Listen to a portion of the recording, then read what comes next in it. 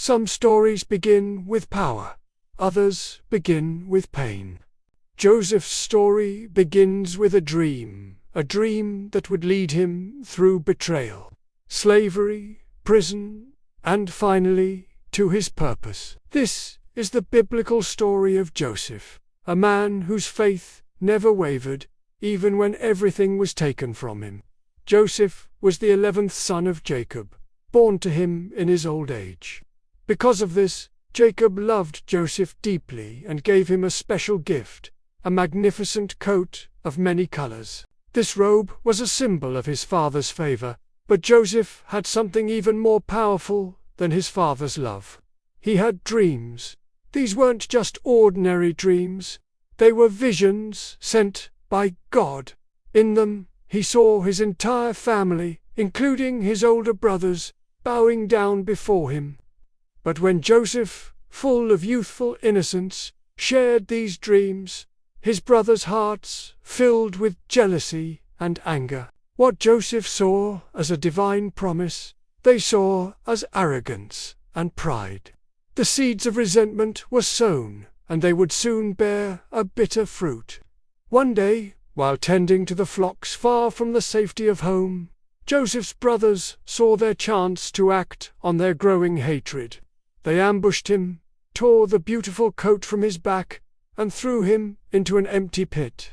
At first, they planned to leave him to die.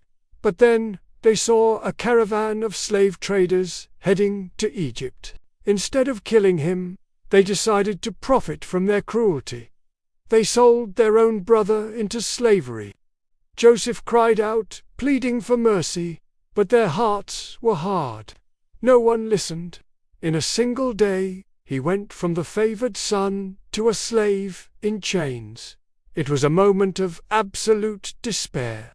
Yet, even as he was led away in bondage, something crucial remained. God was still with him. In Egypt, Joseph was sold to a man named Potiphar, one of Pharaoh's high-ranking officials, the captain of the guard. Though Joseph had lost his family, his freedom, and his home, he did not lose his faith. He worked hard and with integrity, and God blessed everything he did. Potiphar quickly noticed this remarkable young man. He saw that the Lord was with Joseph and gave him success in everything he did. Soon, Potiphar trusted Joseph completely, placing him in charge of his entire household. But this new position brought a new kind of test. Potiphar's wife became infatuated with Joseph and tried to seduce him. Day after day, he refused her advances, determined to honor both God and his master.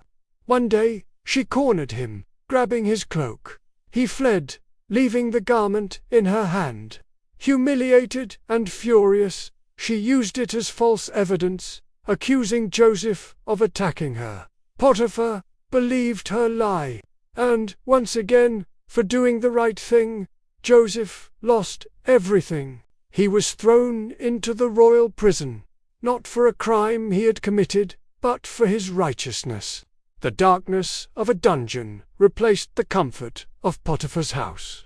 Days turned into weeks, weeks into months, and months into years. The world outside moved on, but Joseph's life was frozen in that desolate place. Still, he did not despair. Joseph remained faithful, and God was with him, even in prison. The warden saw favor in Joseph, and soon put him in charge of all the other prisoners. While there, he met two of Pharaoh's officials, the royal cupbearer and the baker, who had also been imprisoned. One night, they both had troubling dreams. Joseph, seeing their distress, offered to interpret them with God's help. He told the cupbearer his dream meant he would be restored to his position in 3 days. To the baker, he sadly revealed that his dream meant he would be executed. Everything happened exactly as Joseph had said. As the cupbearer was leaving, Joseph made one simple, heartfelt request.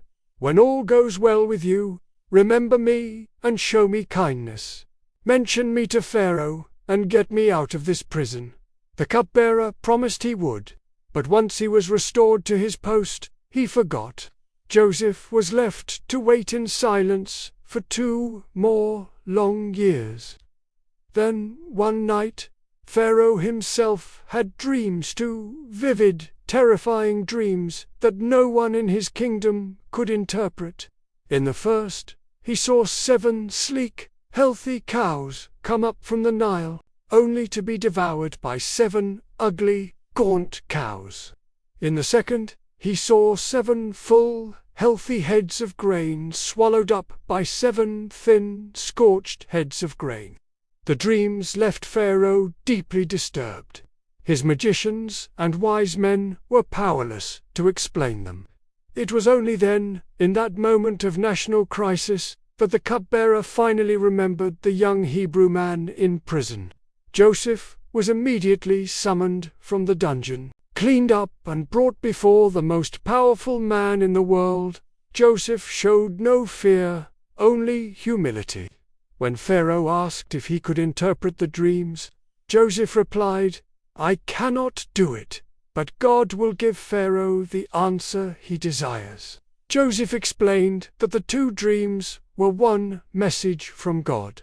Egypt would experience 7 years of incredible abundance, followed by 7 years of devastating famine. He didn't stop there.